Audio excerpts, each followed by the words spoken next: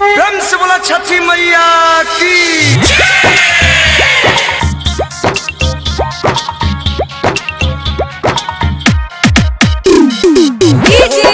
मुकेश बाबू जमुई हो छठ मैया तन करी न सहाइया, हो छठ मैया तन करी न सहाइया। पानी पनिया में खाड़ देखा लगी बड़ी झाड़, पानी पनिया में खाड़ देखा लगी गई झाड़। कहीं परब राउर पारी ले मैया, हो छठ मैया तन करी न सहाइया,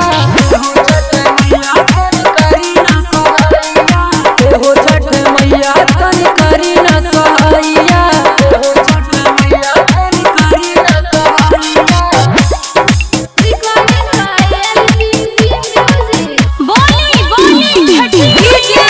मुकेश बाबू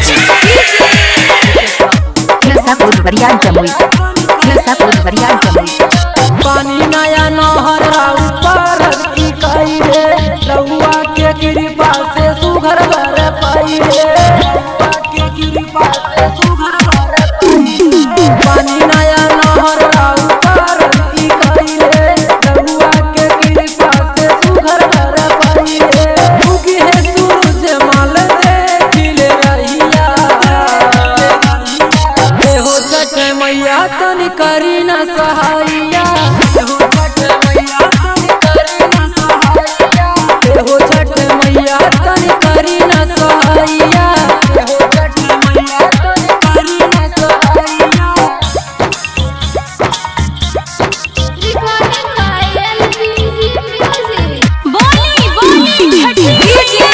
मुकेश बाबू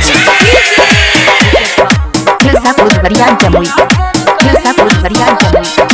अनिल प्रेमी हारी के आइले, दौड़ के अपन साथ रहिले,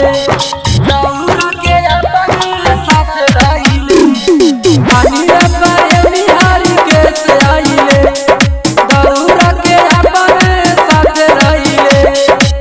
मनवा के श्रद्धा ई पूरा होई कहिया, हो छठ मैया तन करी न सहाइया।